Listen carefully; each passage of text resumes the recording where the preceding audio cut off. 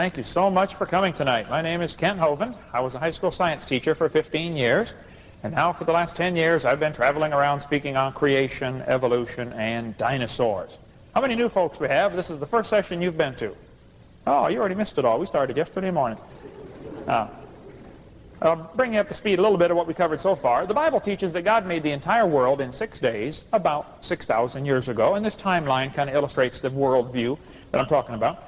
The Bible says God made everything 6,000 years ago. 4,400 years ago, there was a flood. Noah built a big ark and saved all the critters on board. Before the flood came, the world was very different. The people used to live to be 900 years old. You won't live to be 900 today. And before the flood came is the time when the great dinosaurs lived.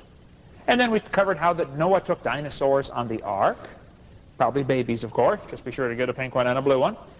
And they've lived with man all through history, and there's probably a few dinosaurs still alive today, like Loch Ness Monster, Lake Champlain Monster, Mokele Mbembe in the Congo Swamp. We cover all that on videotape number 3 of the series out there if you missed that.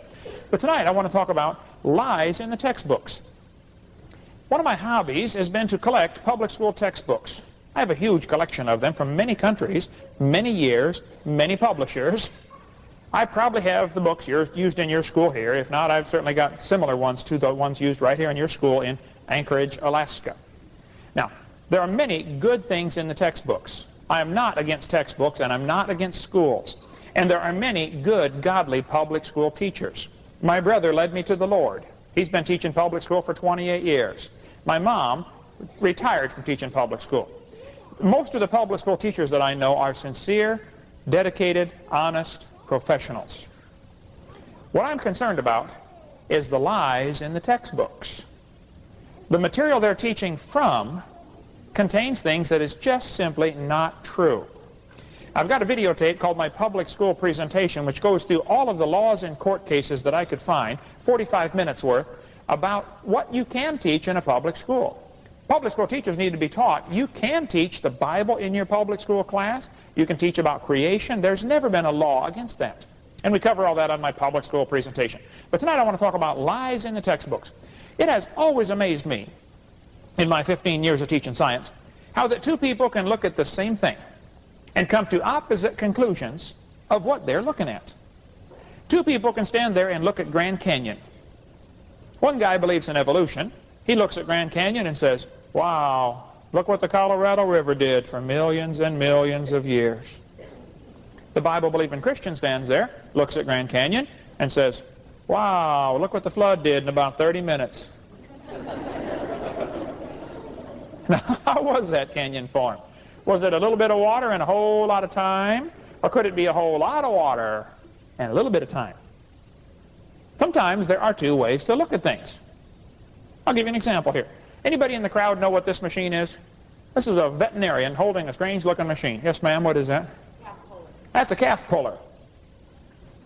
That's a what? A calf puller. Yes. Once in a while, a cow has a hard time having that baby calf. And so they get the calf puller out there, wrap the cable around the calf's leg, and jack the calf out of the cow. You get a few tons of pressure on there, calf will come right out, no problem. Well, this farmer was out pulling a calf one day. It was a breech birth. The back feet were coming out first. Not good. And so the farmer had the calf puller out there. He got the cable wrapped around the calf's back leg, and he's trying to pull the calf out of the cow. And a city slicker stopped his car to see what on earth is going on. And the farmer said, come here, man, I need some help. And the city fellow said, I don't know nothing about cows. He said, just come give me a hand, would you? He said, okay, okay. So the poor city fellow hopped out of the car and ran over and helped the farmer pull the calf. He never said a word. He just did what he was told. Well, about 10 minutes later, they're walking up to the barn, going to get washed up, and the farmer said, boy, I want to thank you for helping me. The city fellow said, oh, I was glad to help, glad to help.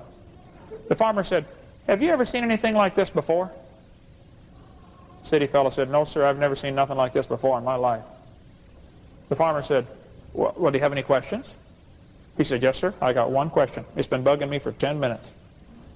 The farmer said, what's your question? The city fellow said, how fast do you figure that calf was going when it ran into that cow? No, no, no, no, no. We're not separating the wreck here, fella. Two people looking at the same thing, and one of them is getting the wrong idea of what happened. You know, the Bible warned us that was going to happen. 2 Peter chapter 3. Knowing this first, there shall come in the last days scoffers. Did you know there are people that scoff at the Bible? I deal with them on a regular basis. I attract them like a lightning rod. And the scoffers are going to walk after their own lust, and they're going to say, where is the promise of his coming? For since the fathers fell asleep, all things continue as they were. That's a very important phrase. The scoffers are going to say, the way things are happening now is the way they've always been happening.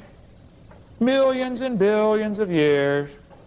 The Bible says, for this they willingly are ignorant of. The scoffers are willingly ignorant. In the Greek, that means dumb on purpose. They're ignorant of how God made the heavens and the earth. We covered that already in videotape number 2 about the Garden of Eden and what the original creation was like. They're ignorant of the creation. And secondly, they're ignorant of the flood. And we cover a lot more about the flood on video number 6, about the Hovind theory, about the flood, what that flood did to the world. But one of the scoffers in the last days was a fellow named James Hutton. Now, James Hutton lived in the late 1700s. And you have to understand, folks, in the late 1700s, most people believed the Bible. Now, they were not all Christians, of course, I understand that, but they were strongly influenced by Christianity. And most people in the late 1700s believed the earth was about 6,000 years old. I mean, if you went to public school, that's what they'd teach you. God made the world in 6 days, about 4000 BC. That's what was taught in the textbooks. So most people believed the Bible. James Hutton came along and said, I think the earth is millions of years old. And if you understand the time frame, in the late 17 and early 1800s, there were many revolutions in the world. The German Revolution, the American Revolution, the French Revolution, the Polish Revolution, the Spanish Revolution. Basically, countries were trying to get rid of a form of government known as monarchy. They didn't want a king anymore. They wanted to run their own affairs with a democracy, the Laodicean age, mentioned in Revelation chapter 3. Well, good or bad, right or wrong, I don't know, but this was a time of many revolutions. And the Bible says to honor the king. And so some people thought the Bible stood in the way for their political objectives. And so they were looking for a way to discredit God's Word. And they decided to attack the flood account and the age of the earth. The creation, the original creation, what the world was like, how can it only be 6,000 years old? And evolution became a pretty popular theory long before Charles Darwin. Charlie's grandpa, Erasmus Darwin, really wrote a lot of the book that Charlie plagiarized and called it his own. So that was back in 1802, 09 or something like that, 1802 I believe. So evolution was already being taught around the turn of the century from 17 to 1800. And this was a time of a lot of revolutions. And the textbooks will say, in the late 1700s, many people thought the earth was about 6,000 years old. Along came James Hutton and said the earth is millions of years old, and it got here by a process called uniformitarianism, which means the present is the key to the past.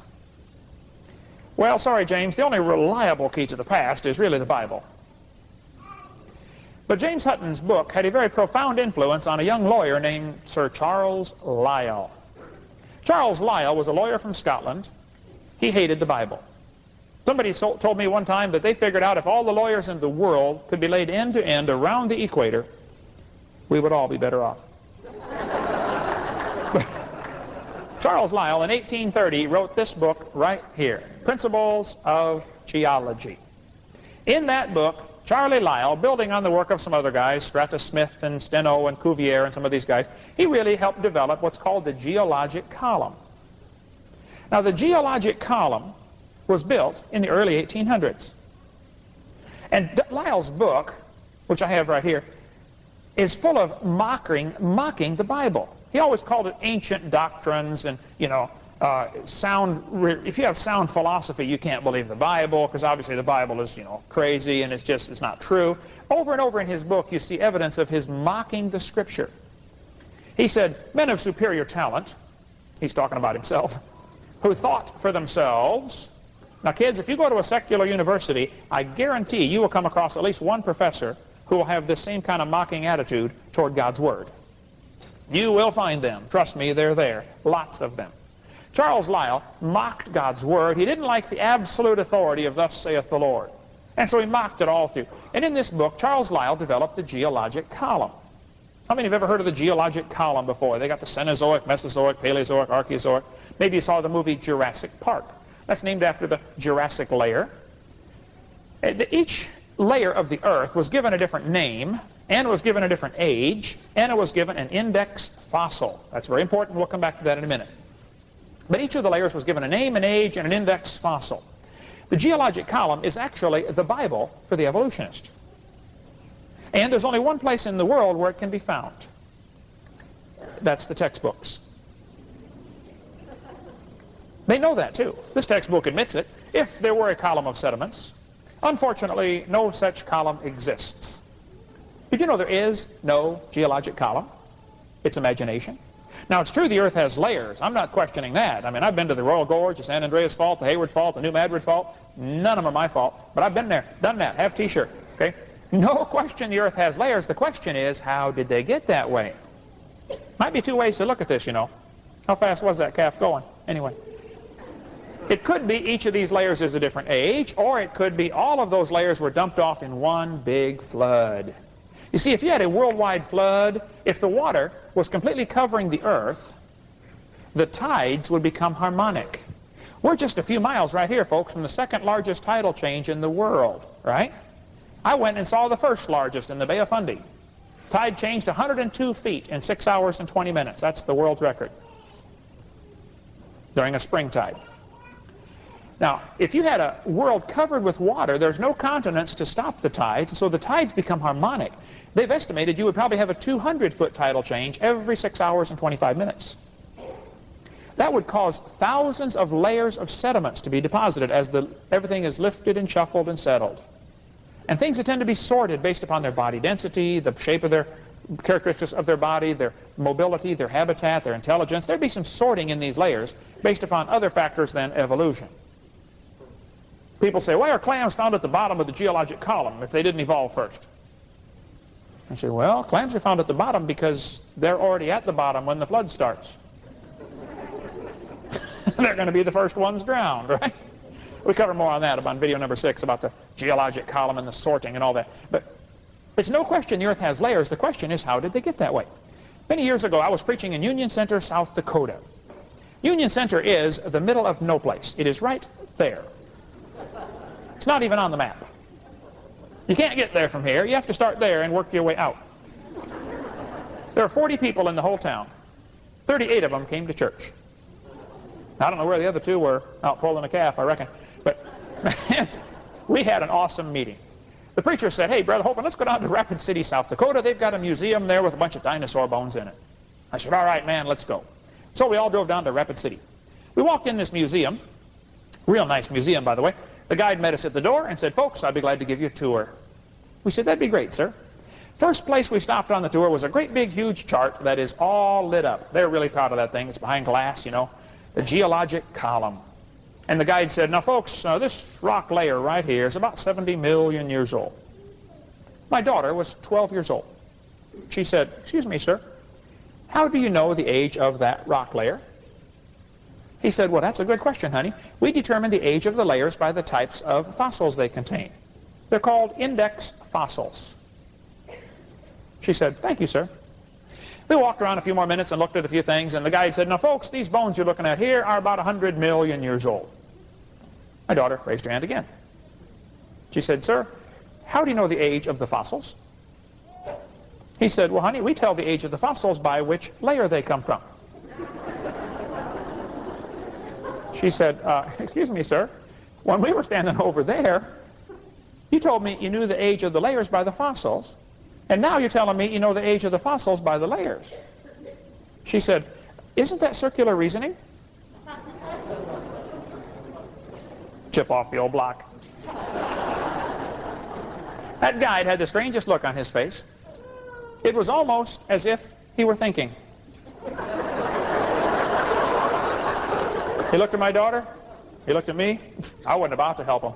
I thought, this is going to be good. I got to hear this. He looked back at my daughter and said, you know, you're right. That is circular reasoning. I never thought of that before. That poor fellow drove 50 miles one way that night to hear me preach in Union Center, South Dakota. The crowd swelled to 39. We set up a chair in the aisle. Afterwards, he talked to me for nearly an hour. He said, Dr. Hovind, is everything I believe about geology wrong? I mean, I studied this in college. This is what I teach.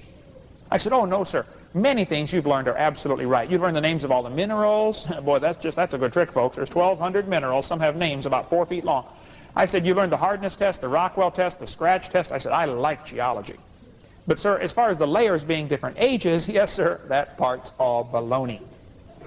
Now, he doesn't dare quit teaching it because he'll lose his job. And kids, you might as well learn today, to some people in this world, money is more important than truth. And there are teachers all over America that teach evolution, even though they don't believe it, because they want to keep the paycheck coming in. They don't care if it ruins thousands of kids that go through their class and destroys their faith in the Bible. They want to keep that paycheck and those benefits coming in. Well, for you teachers like that, I have one word for you. It's called a coward. Our job is to do what's right. Regardless of the cost, you just simply do what's right. This geologic column is a joke, folks. It doesn't happen anywhere in the world. And the evolutionists themselves admit it's based on circular reasoning. I'll show you. In 1830, Charles Lyell and some other guys made the geologic column. It was based on the number of clams they found in different eras. Strangely, little effort has been made to test this assumption. This failure leaves the method vulnerable to circularity. Here's a textbook where on page 306 they date the rocks by the fossils, and on page 307 they date the fossil by the rock. Very next page, and they don't catch it somehow. How's this for a quote? The intelligent layman has long suspected the use of circular reasoning in the use of rocks to date fossils and fossils to date rocks. The geologist has never bothered to think of a good reply, feeling the explanations are not worth the trouble as long as the work brings results. Circular reasoning. I can give you quote after quote after quote. Folks, they know it's based on circular reasoning. If somebody tells you they date the fossils by carbon dating, you tell them Kent Hovind said they're mistaken or they're lying. They date them by geologic position. They don't date them by radiometric decay. Potassium argon, rubidium strontium, lead 208, lead 206, uranium 235, uranium 238. That's not how they date them. Fossils are dated by the rock strata they come from. Circular reasoning. Radiometric dating would not even be possible if it hadn't been for the geologic column coming first. And the geologic column doesn't exist. Fossil, the way they date these things is based on circular reasoning. How's this one? The rocks do date the fossils, but the fossils date the rocks more accurately. Explain that one to me, would you please? Stratigraphy cannot avoid this kind of reasoning if it insists on using only temporal concepts, because circularity is inherent in the derivation of time scales. I'll tell you what, what's taught in our geology courses today wouldn't hold up 5 seconds in a court of law with a freshman law student going against it. It's silly. The charge of circular reasoning, this guy says, can be handled several ways. It can be ignored, not the proper concern of the public. What he's trying to say is, it's none of your business how we do it. Trust us, we're the professionals. Right? He says it can be denied by calling down the law of evolution. It can be admitted as a common practice, or it can be avoided by pragmatic reasoning. Talk around it. And this is what most professors in college are going to do. They're going to go off onto a different subject and leave the kids with his hand up. Teacher, you didn't answer my question. Well, we'll talk about that some other time. Let's go on and talk about evolution here. They don't want to admit it, but it's all based on circular reasoning. Are the authorities maintaining on the one hand that evolution is documented by geology, and on the other that geology is documented by evolution? Isn't this a circular argument? It certainly is. I like to ask evolutionists this question. I'll say, now, sir or ma'am, the geologic column contains layers of limestone, shale, sandstone, conglomerate, limestone. Notice there's limestone scattered through there several times. Limestone is a common rock around the world. If I hand you a piece of limestone, how do you tell the difference between 100-million-year-old and 600-million-year-old limestone? How would you know which it is? It's limestone. There's only one way they can tell which era it comes from. By the index fossils. Only way they can tell.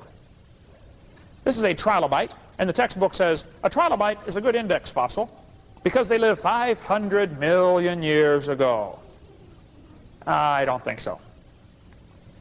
There's a fossil of a human shoe print. What apparently is a shoe print where a fellow stepped on a trilobite. A geologist from Utah analyzed it and said, this is genuine, folks. This is a Human shoe print on top of a trilobite. They asked folks, they said, how could a human step on a trilobite? I thought they lived 500 million years ago. One guy said, well, maybe aliens visited the planet 500 million years ago. Oh, that could be, I suppose. Another guy said, well, maybe there was a large trilobite shaped like a shoe that fell on a small one. I don't think so. This is the rock containing a graptolite. Now, graptolites are supposed to be the index fossils for rock that is 410 million years old. This is called the New York State fossil. Look it up in the book. If you found a rock with a graptolite and took it to any university and said, how old is this rock? The professor would say, oh, this is easy. This contains an index fossil. This rock is 410 million years old. Until 1993, when they found graptolites are still alive. Now think about it. If they're still alive, they could be found in any rock layer, don't you think? Textbook says the lobe-finned fish is the index fossil for rock that is 325 million years old. So if you find a rock and has a fish in there, and the fish has little bitty arms before the fins, called a lobe fin, that rock is 325 million years old. Until 1938, when they found lobe-finned fish are still alive. The coelacanth. They're swimming all over the Indian Ocean. Lots of them have been captured now. So apparently lobe-finned fish did not live 325 million years ago. But when the evolutionists are confronted with a problem like this, the theory is so thoroughly ingrained in them, the theory is unquestionable. What they said was, well, this just proves some of them survived for 325 million years. When they asked Dr. Mackel about the living dinosaurs in Africa, he interviewed folks that have seen them. He came back, wrote a book about it. The book's sitting there on the table. Dinosaurs still alive in Africa. He said, folks, there is no question. I've been there twice. He said, there are still some dinosaurs alive in Africa. And then he says, it's amazing they survived for 70 million years.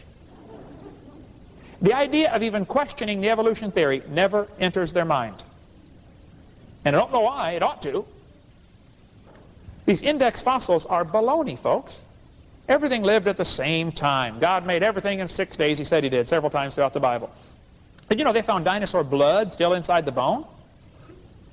They broke open some magnolia leaves, or broke open some rocks, and magnolia leaves inside were still green when the rock was cracked open.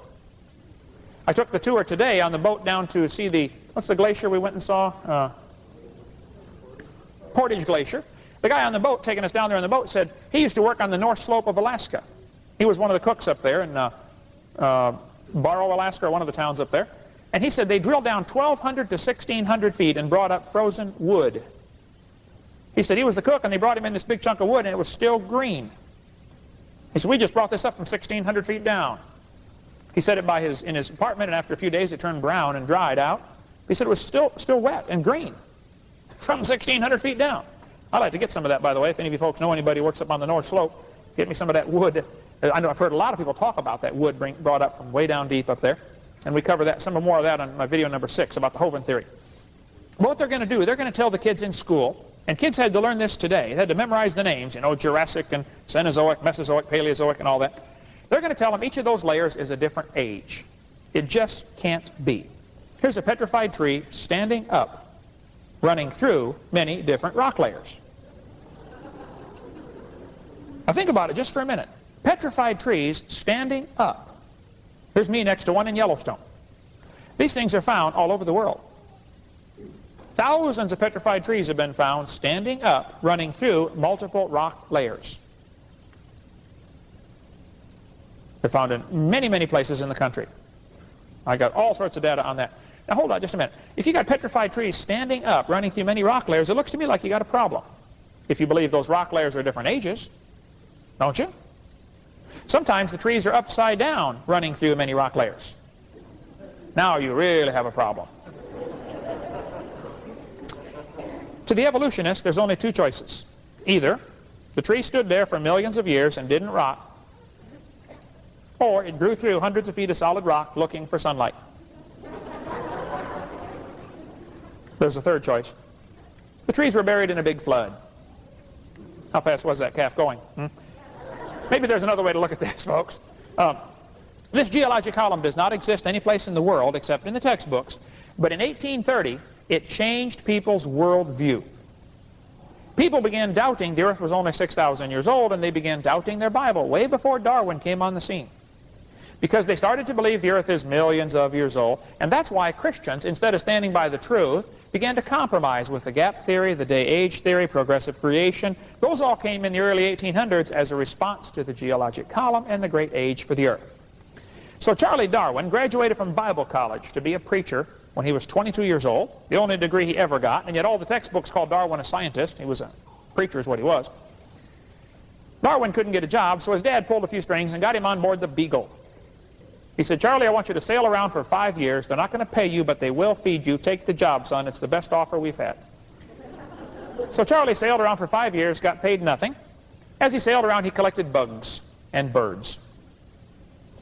They called him a naturalist. He wasn't a naturalist, I suppose. He was just trained in theology.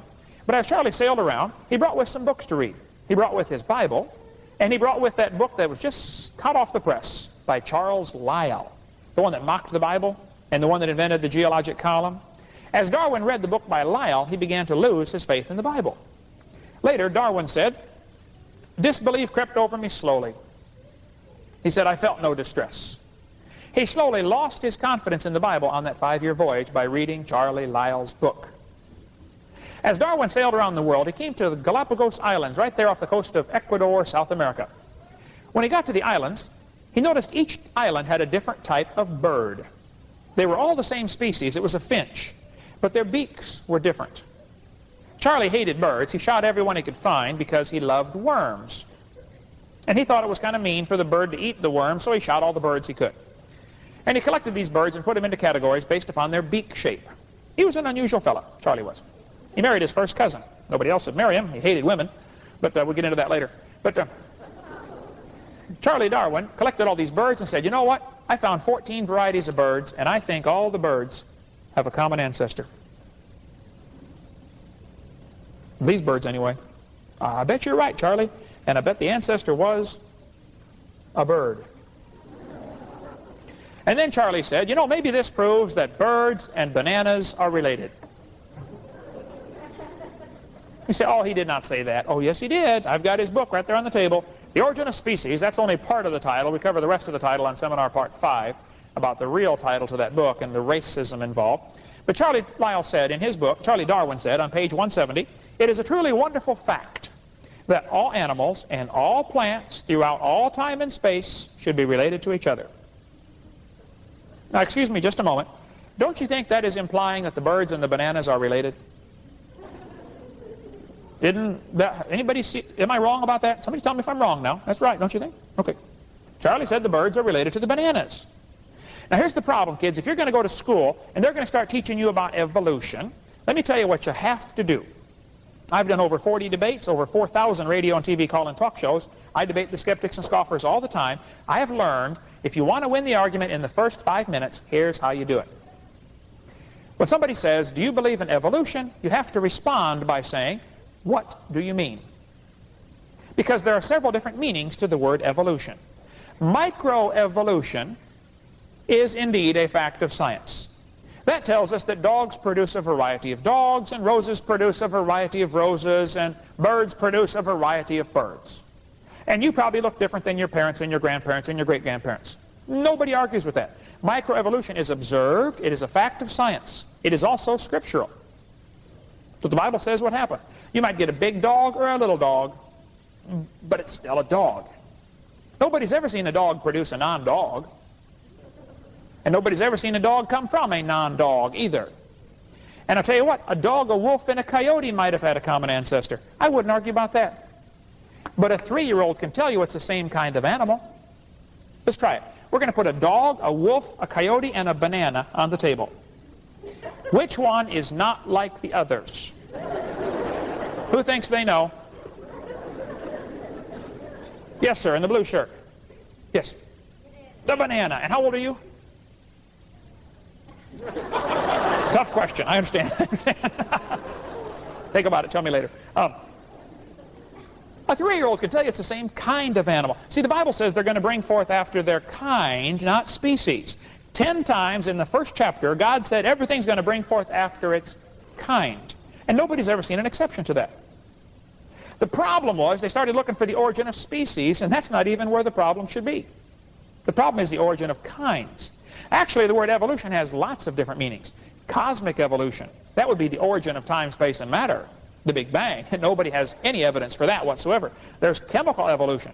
If the Big Bang produced hydrogen, how do you get from hydrogen to the heavier elements? That's a whole other stage in evolution. They don't talk about that much, but that had to happen, according to their theory. Then you have stellar evolution. How do you get from all these chemicals flying around through space from a Big Bang into getting stars and planets and organized solar systems? That's a whole other phase of evolution. They don't like to talk about that. Then there's origin of life, organic evolution. How do you go from non-living material to life? Ultimately, the evolutionist has to believe in spontaneous generation, which is a fairy tale. It doesn't happen. It's been proven for years it doesn't happen. Sometimes in textbooks they have a whole chapter about how only life comes from life, the law of biogenesis, and then the next chapter says, but we think life evolved from non-living material. And they don't see the glaring contradiction. Then there's macroevolution. Once you get life to form, you have to get it to produce a different kind, which has never been observed. And then, of course, we do have microevolution, which does happen. So there are actually 6 different meanings to the word evolution, only one of which is scientific. All the rest of which are ridiculous. They don't happen. They've never been observed. It's not science. But somehow, brilliant minds are taught number 6, and then they believe in all the rest of them. And I don't understand how the devil can fool people like that, but the devil has them fooled, that's for sure. Charlie observed microevolution, and then he believed in macroevolution. Macroevolution tells us a dog and a rose have a common ancestor. And the ancestor was a rock. I was in a debate one time. I mentioned in the debate, I said, you evolutionists believe we all came from a rock 4.6 billion years ago. This lady came to me afterwards. She was very upset. She said, Dr. Hovind, tonight you said we believe we came from a rock. We do not believe that. I said, well, ma'am, where did we come from? Do you believe in evolution? She said, oh, yes, I do. I teach here at the school. I said, okay, where did we come from? She said, we came from a macromolecule. I said, where did that come from? She said, it came from the oceans in the prebiotic soup. I said, where did that come from? She said, well, it rained on the rocks for millions of years. It slowly dawned on her. You know, I do believe I come from a rock, don't I? Yes, ma'am, you do. I wouldn't be ashamed of it. I mean, if you believe it, teach everybody. Now, if you stop and think about it, though, it's silly. And I think the devil has you fooled, and the devil's laughing at you for believing in it. But if it's enough to keep you from going to heaven, you don't care. Whatever works. The devil's using that theory to send folks to hell. Macroevolution is based upon imagination. It's a fantasy. It doesn't happen. But teachers in school will give kids thousands of examples of microevolution and then lead them to believe that the rest of them are all true. And that's where the deception comes in. In advertising, it is illegal. It is called bait and switch. If I ran an ad in the paper, new Mercedes, $10. People would line up for 10 miles down the street to get one with me. And when they showed up and knocked on the door, hey, Mr. Hovind, I'm here for my Mercedes. Here's my $10. I say, man, look, I just sold it. How about come look at this Cadillac for $40,000? They'd have me locked up in a few minutes, wouldn't they? Bait and switch. And yet, guess what happens every day in the public schools in your town? They bait the kids to believe in evolution, but they switch the meaning in the middle of the textbook. They will say, boys and girls, evolution means descent with modification. You look different than your parents and grandparents. Well, that's true. And if that's what you really mean by evolution, then I believe in it. But they switch it. Midstream, they switch it to include the other stuff, you know, cosmic evolution, organic evolution, Big Bang. All that stuff's included, when really the only part that's scientific is the first part. The little minor changes within kind. I come from Illinois, corn country. Did you know there are so many kinds of corn, they have to number them? You'll be driving down the highway and you'll say, here's a BX65, you know, don't mix it up with BX42, something will blow up. But folks, you can crossbreed your corn from now till the cows come home and you're always going to get corn. You're never going to get a hamster or a tomato or a whale to grow on that corn stalk. It won't happen. That's a minor variation. There's varieties of dogs, and they probably had a common ancestor. a dog. That's not evolution. There's varieties of cows, and they probably had a common ancestor, and it was a cow.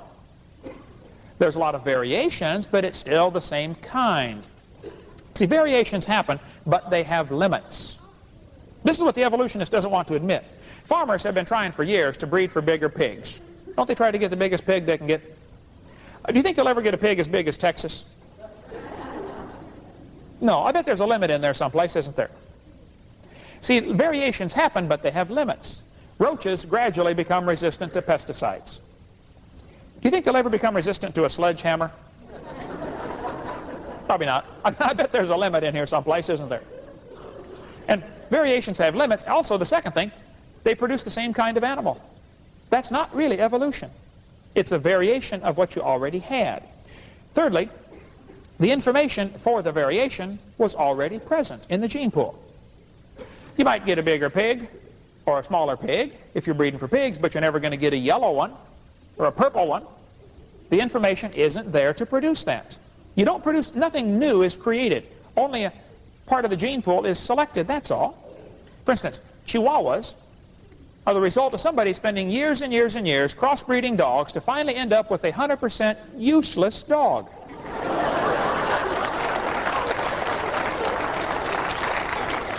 How long would the Chihuahuas last out in the woods? Turn all of them loose out there in the woods. They'd run up to the wolf. Yep, yep, yep, yep, yep. End of gene pool, right? A useless dog. When you get a variation like a Chihuahua or a Great Dane or a Doberman, genetic information is lost, not gained.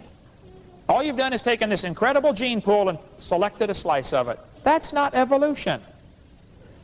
Creationists agree with natural selection. We agree with the variations. Yes, they happen, but they're not going to produce anything new.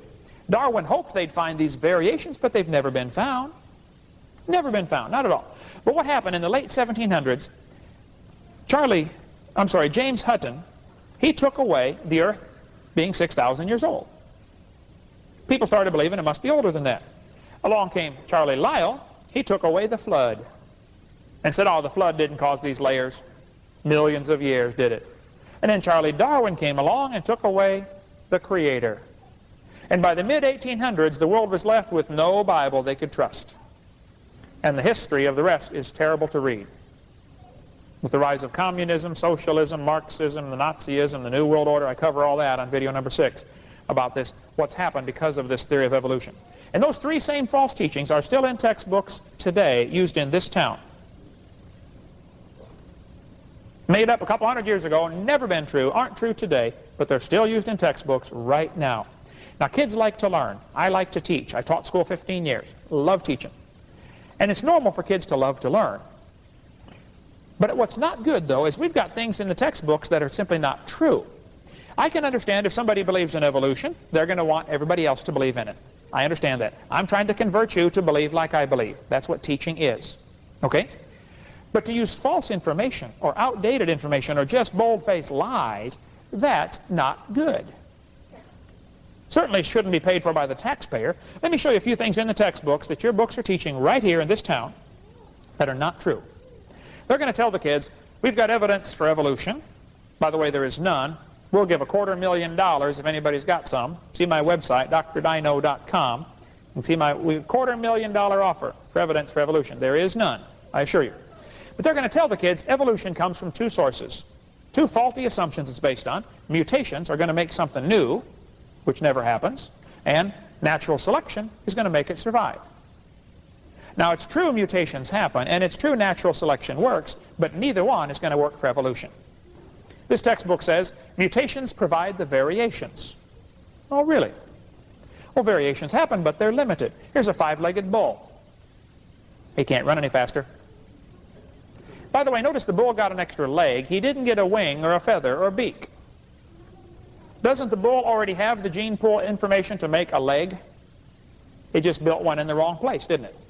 He didn't add any new information. Here's a short-legged sheep. Notice what the textbook says. This mutation would not last in nature. Of course not, man. He's the first one the wolf is going to catch. Go, boys, go. Here comes the wolf. Brrr. No, Herman didn't make it. Here's a two-headed turtle. That's called a mutant. not ninja, mutant. Now he's going to freeze first winter. Nobody makes a double-neck turtleneck sweater. I've been looking, folks. They are out of stock permanently, apparently. See, a mutation is actually a scrambling of information that pre-exists. It's like taking letters from the word Christmas and scrambling them up, and you can get a whole bunch of different words out of Christmas. But you're never going to get Xerox, zebra, or queen. The letters aren't available. And mutations do not create anything new. They create a new combination of what already existed, but not new information.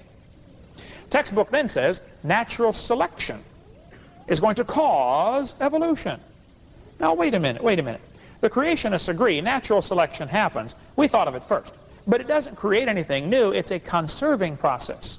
It keeps the species strong, and that's all it can do. It can't create anything new. Don't let them tell you that it can't. If you worked in a factory that produced cars, isn't it normal for a factory to have a quality control section? Before the car goes out the door to sell it, they check it, don't they? Suppose the guys that are checking the cars caught every single mistake. They don't, by the way. But let's suppose they did. How long would it take that process to change the car to an airplane? You say, now, Brother Hovind, you don't understand. Quality control doesn't change the product. It keeps the product good. That's my whole point. Natural selection doesn't change the product.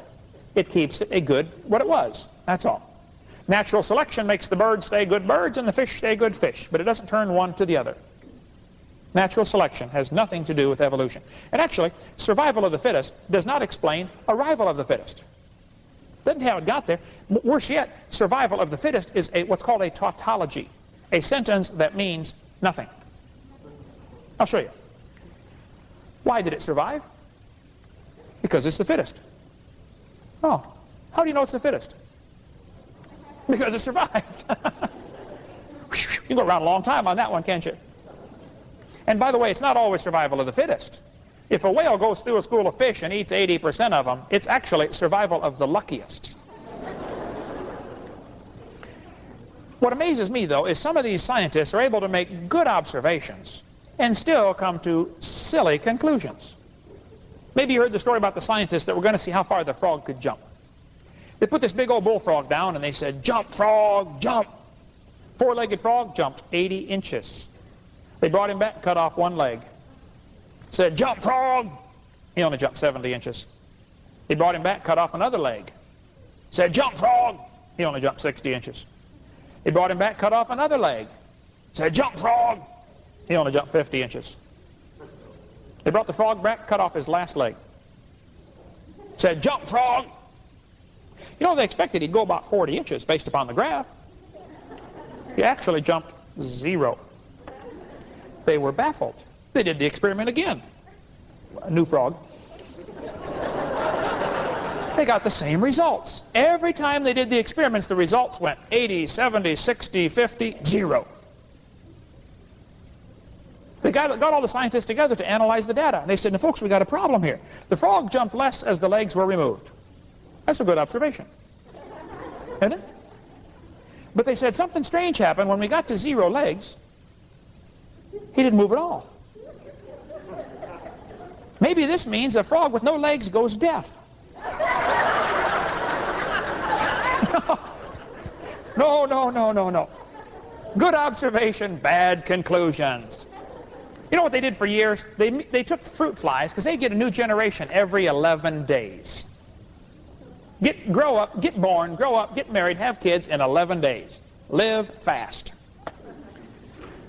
Well, they did all sorts of made these flies have mutated babies. They nuked them and microwaved them and x-rayed them, and they got all sorts of mutated flies. They got flies with curled wings. They fly around, couldn't go anywhere. They got flies with no wings. What do you call that? A crawl? You can't fly. After raising all sorts of mutated flies, somebody said, "You know, we got observations to make here. All the mutations we got were worse off than Grandpa Fly." Good observation. They said, "This proves that flies have evolved as far as they can go." Oh, man, bad conclusion. Jump, frog, jump. Maybe you could conclude that God made the flies right the first time. Wouldn't that be a reasonable conclusion to draw from the data? spend thousands of tax dollars trying to raise flies, and all you got was flies that are worse off. Maybe God did a good job to start with. Then they did the thing with the peppered moth. How many have ever heard of the peppered moth experiment? I guarantee it's in your textbooks right here in this town. By the way, the whole thing was proven fake about a year ago. The guy had to take moths and glue them to the trees to take the pictures to prove his point. That's another story. But what they actually found, in England, the trees have lichens growing on them, makes them kind of a light color. And the moth has two different colors of babies, dark and light. They counted the moths on the trees. Must have been a government project. And they found out it was 95% light-colored moths and 5% black. Then they went around factories where they were burning coal and the trees turned black. They counted the moths again. They said, actually they faked the whole thing, but they found out it was now 95% black moths and 5% light. They said, see, proof for evolution. The white moth evolved to a black moth. No. You see, when the tree turned black, the white moth lost his camouflage. He stuck out like a sore thumb, and he got eaten by a bird. It's not evolution at all. What you have here is a classic case of natural selection, if it would have been a case of that. Actually, it's a fake. But even then, it's not evolution at all. Started off a moth, it ended up a moth. That proves we all came from a rock, boys and girls. That's what they said. The moth population shifted from mostly white to mostly black. Good observation, fellas. The population was able to adapt to the new environment. Another good observation. This helps prove we all came from a rock. Bad conclusion. Jump, frog, jump. They even make the kids do activities. Boys and girls get a large sheet of black paper, 1 meter square. Oh, by the way, folks, I like to kick this dog every time I walk by. Did you know all the new textbooks are metric? Now, I understand the metric system. I taught physics. I'll take a metric quiz against anybody you know. But I'm not sure I want a kid coming to help build my house that doesn't know what a 2x4 is. So instead of getting your paper 1 meter square, if you're a patriotic American, make yours 39.37 inches square, just to fool them. Okay? And then it says get 200 white circles and 200 black circles and cut them out and throw them on the paper. Okay, now boys and girls, we're going to see who can pick up the most in 1 minute. Ready, set, go. Well, of course, you're going to pick up the white circles off the black paper. You don't need to be a genius to figure that out. They're going to say, see, boys and girls, this helps prove evolution. No, teacher, this helps prove we got extra money to waste in our school district. We just cut up a whole bunch of good paper and threw it on the floor. Actually, the peppered moth is proof of intelligent design. God wants to make sure those little moths survive regardless of what happens to the background. That's called planning ahead. Did you know Ford and General Motors, and I believe Honda, put heaters and air conditioners, both, in some of their cars? I've seen them. I drove one. How many of you have ever seen one like that? Has both a heater and an air conditioner. Anybody ever seen one like that? Yeah. Now hold on a minute. Doesn't a heater and an air conditioner do the opposite thing? Would you say it's dumb to put them both in the same car? No, that's called planning ahead, right? You don't know if it's going to go to warm climate or cold climate, so you put them both in there. And God gave that little moth the gene pool to produce dark and light babies so that it can survive in a variety of climates. That's not proof for evolution. That's proof for creation.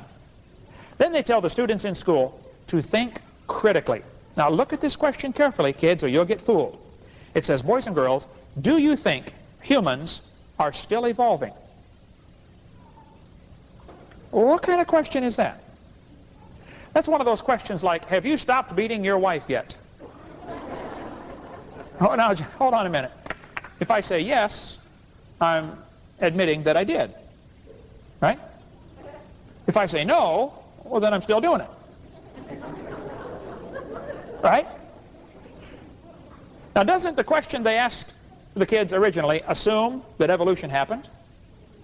Do you think humans are still evolving? That is not a question to teach them how to think. That is a question to subtly teach them what to think. That's a Soviet-style indoctrination type question. They're not teaching them to think critically at all. But when the kid leaves class, he thinks he knows how to think, and he doesn't. He knows how to parrot what he's been taught. And now those people that went through this are teaching in the universities, teaching the next generation to do the same thing. And none of them know how to think at all. They know how to think that what they've been taught is right, but that's as far as it goes. When they see dinosaurs still living, they say, wow, this proves they lived 70 million years. No, stop and think a little deeper than that. Maybe your whole theory's wrong. Then they tell the kids they have evidence from structure. This is called the homology argument. They will say, boys and girls, you have two bones in your wrist. They're called the radius and the ulna. I know about that. I broke both of mine a couple times. They're going to say, now, boys and girls, look at the whale. The whale has two bones in his front flipper. And guess what, boys and girls? They're called the radius and the ulna. Wow. Who named them, teacher? The whale?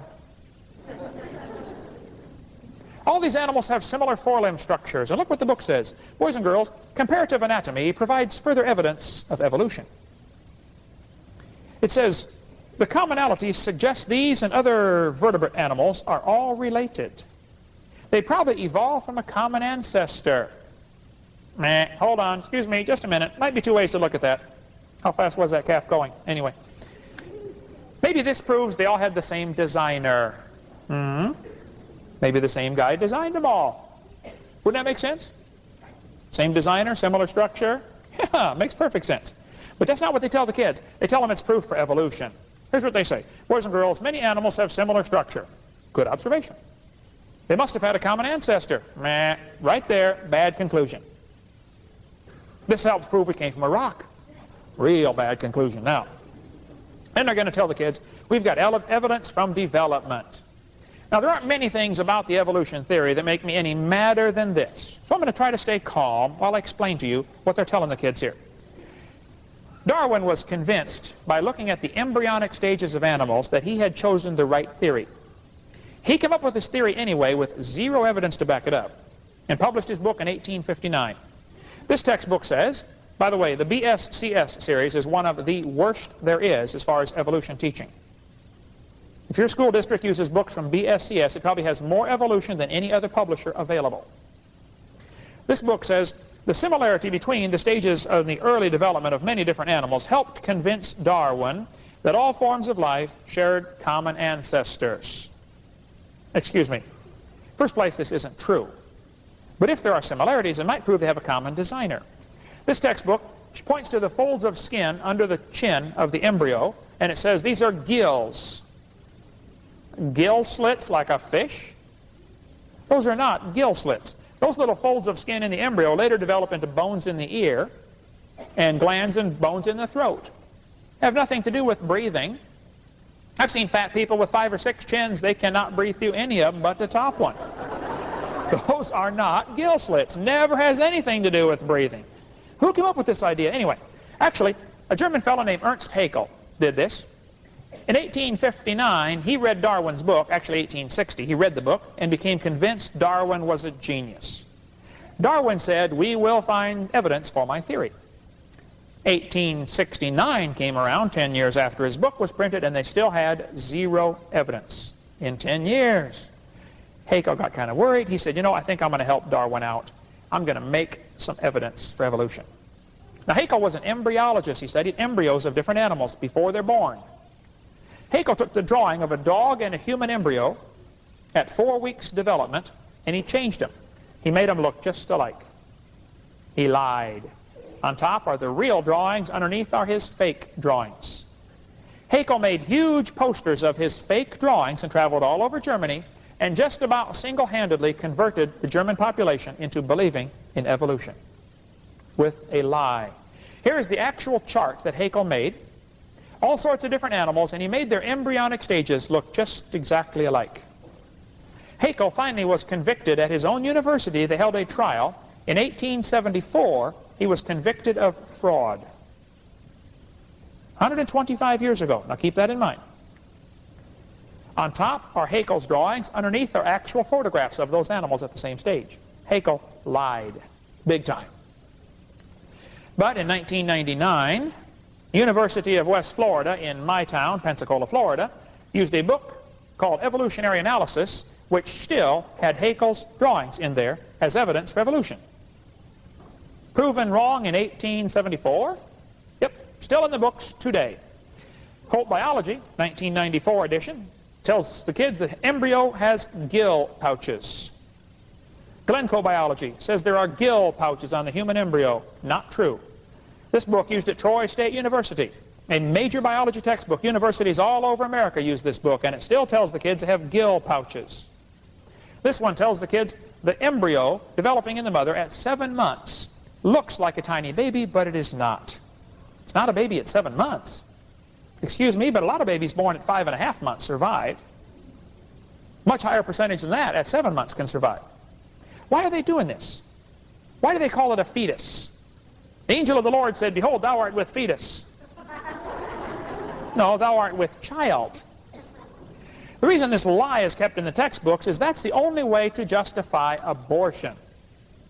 They want the kids to believe it's not a human yet. See, the devil wants to reduce human population.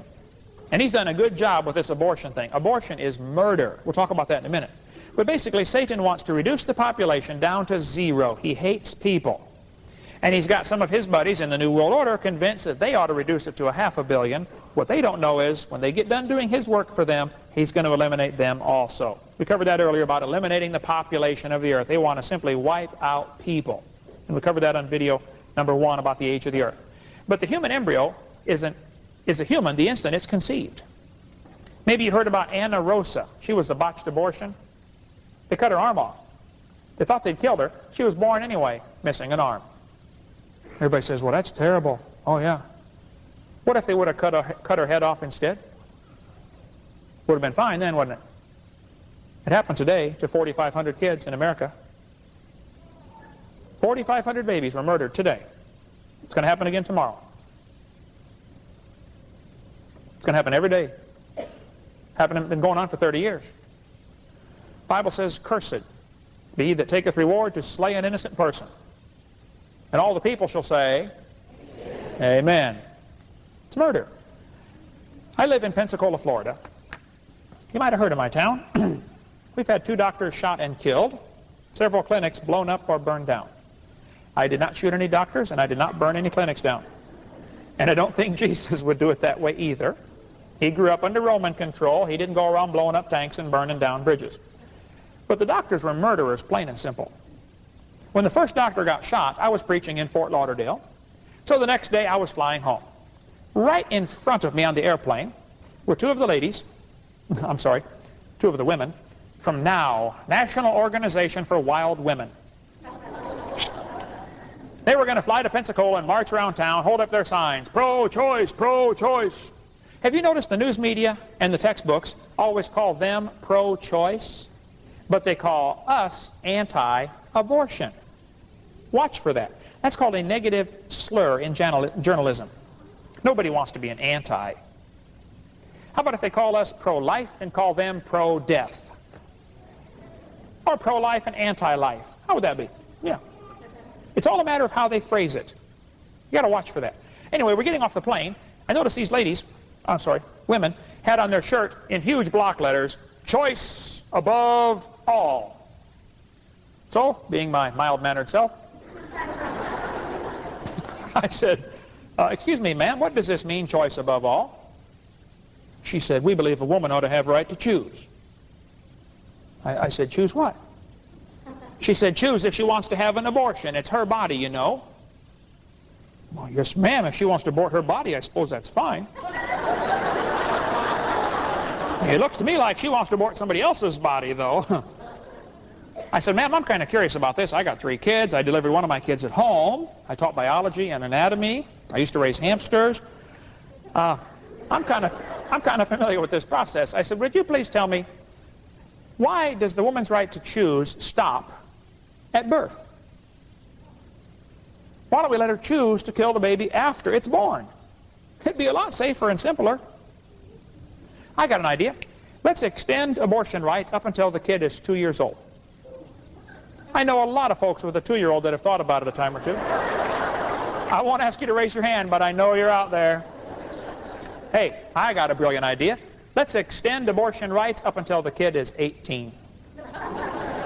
I bet they behave a lot better. "Johnny, one more time and I'm going to abort you, son." "Teacher, where's Johnny today?" "Well, Johnny didn't do his homework last night, so his mommy aborted him." Hey, grades would skyrocket, folks. Well, the ladies didn't want to talk about it anymore, so I don't know what the matter was. They went and got their luggage, and I went and got my luggage. And I got standing there talking to a cameraman. He showed up from Chicago to film the rally. I thought, hold on a minute. 6 people are going to march around town, and it's going to make worldwide news? You can get 100,000 people to line your streets against abortion, and it won't make the news. Have you noticed that? I got talking to the cameraman, and I said, you know, I think there's 2 things wrong with what happened to this doctor. He said, oh, yeah? What's wrong? I said, well, there should have been a trial first. Nobody should be shot without a fair trial. I said, secondly, the state of Florida should have shot him. Griffith shouldn't have shot him. You know, the media never seems to get the point, do they? Remember when the kids got shot in Denver, Colorado? The news media jumped all over the gun control issue, didn't they? They missed the entire point, on purpose, I believe. The real issue is not, should we have more gun control? The real issue is, should we have public schools? Huh? Yeah. Or maybe the real issue is, should we teach the kids in school, you're nothing but an animal? Maybe that's the real issue. Maybe should we teach them there's no moral absolutes? Maybe we should stop teaching evolution. Maybe that's the issue. Let me get this thing turned back on. There we go. Maybe that's the issue we should be. Maybe the issue is, should certain criminals be publicly executed? That'd stop a lot of this shooting, wouldn't it? Maybe another issue is, maybe all law-abiding citizens should be required to carry guns. Yeah.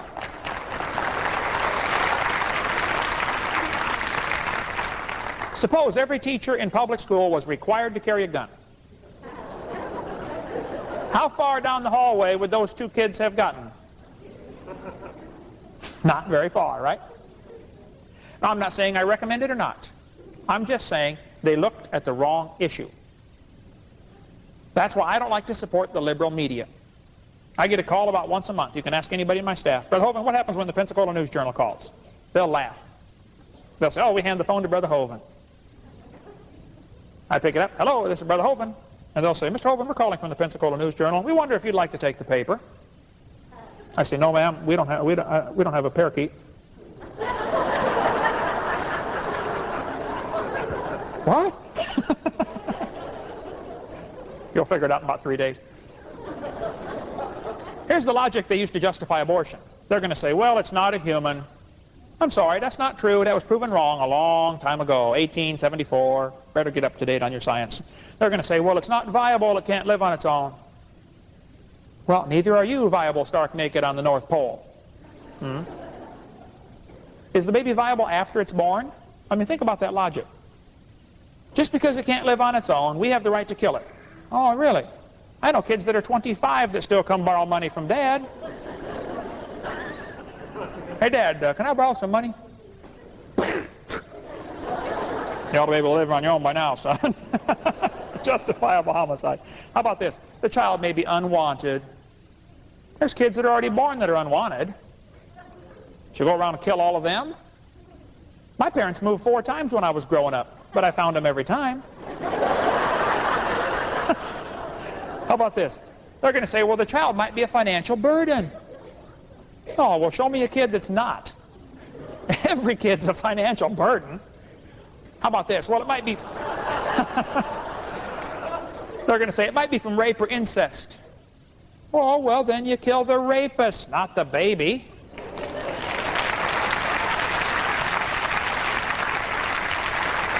You see, you execute the rapist and adopt out the baby. It's real simple.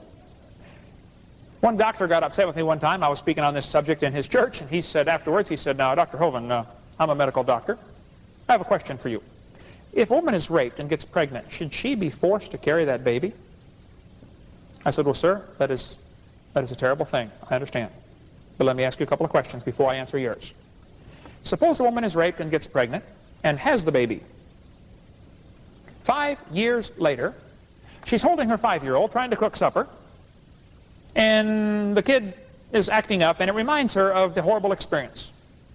So she takes the steak knife and kills the 5-year-old. Is it murder? He said, well, yes. I said, okay. Suppose it's 5 months after the baby's born, and she kills it. Is it murder? He said, well, yes. I said, okay, suppose it's 5 minutes after it's born. Is it still murder? He said, yes. And I think he figured out what my next question was going to be. Suppose it's 5 minutes before it's born. Yep, still murder.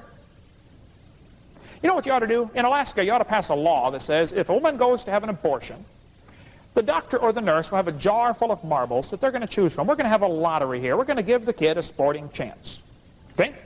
They're going to have a jar full of marbles. One of them is labeled baby, one of them is labeled mother, and one is labeled father. To see which one gets killed. Hey, wait a minute. I'm not done. We're going to give the baby even a better chance. We're going to put a few more marbles in there. One's going to be labeled governor and one labeled president.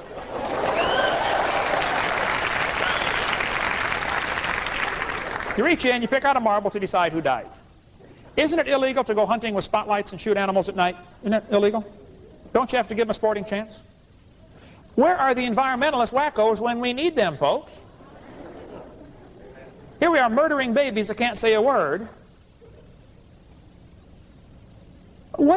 Have we gone crazy? Where's the logic in all of this? They're going to say, well, abortion's legal. Well, that doesn't mean it's right. 1936, the German Supreme Court declared Jews are not persons. So when Hitler's guards were killing the Jews, it was perfectly legal. Let me ask you a question. Was it right? No. Did their logic hold up at the Nuremberg trial? No. They said, hey, it was perfectly legal. We were just obeying orders. Yeah, but it's wrong. And you might go around saying abortion's legal, but it's wrong. And you're going to be judged for murder when you stand before God. Now listen carefully. If you've had an abortion, and some good close friends of mine have, that doesn't mean God doesn't love you. God still loves you. Now what you did was wrong, and you ought to admit it. Half the Bible was written by murderers. Just read it, okay? Everybody in this room has done something wrong, right? Anybody that hasn't, please raise your hand. Okay? We're all sinners. What I don't want you to do, though, is go through life justifying abortion. You ought to say, oh, it's terrible, it's a sin, God forgive me, and then get on and serve God with your life. Okay? It's too late. You blew it. Okay, it's too late. I'm sorry. Now, go serve God. He can still use you in an awesome way. It's not over with. But don't justify it, whatever you do. Now, in 1973, the U.S. Supreme Court declared the unborn is not a person. Now, what the U.S. Supreme Court did on that day is wrong, and they are going to face God for that stupid decision. They are responsible for the millions of murders. People say they would have done it anyway. Well, yeah, it was illegal at least. It would have stopped a lot of people from doing it. You don't legalize something because they're going to do it anyway. Why do we have any laws at all then? People say you can't legislate morality. That's all legislation is trying to legislate morality.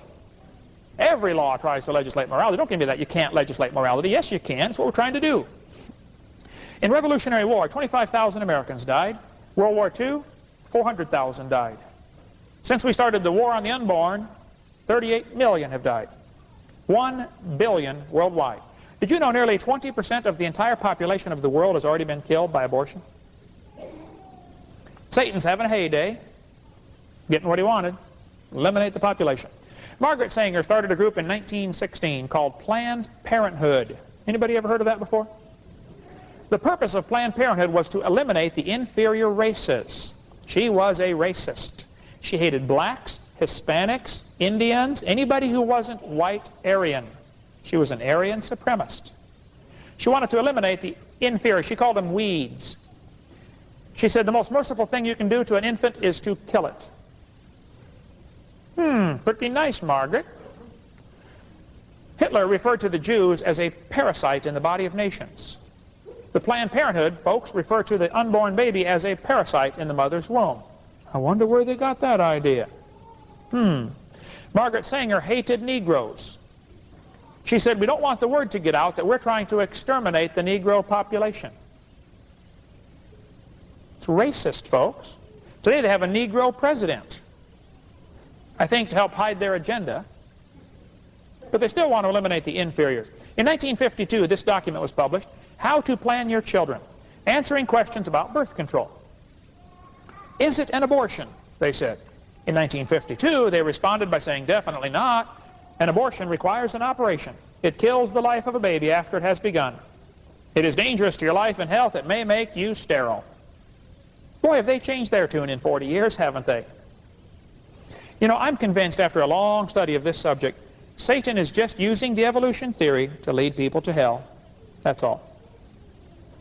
He just hates humanity, physically, emotionally, spiritually, every way. He just hates us, folks. And the devil is laughing at you if you believe in evolution. He's only telling you that lie to see how dumb you are and see if he can get you to believe in it. He doesn't believe it. And if you do, you ought to be ashamed of yourself. There's not a shred of scientific evidence to back it up. In the next section, we'll show you more lies in the textbooks and what you can do about it. How to get the evolution out of your local school district. Get it out of the books. Totally. Everybody ought to get involved in that. I think probably more important, you just ought to get your kids out of the school, period. Homeschool, private school, or no school at all. Just get them out. I think that'd be smarter yet. So after the break, we'll talk about more lies in the textbooks and what you can do about it.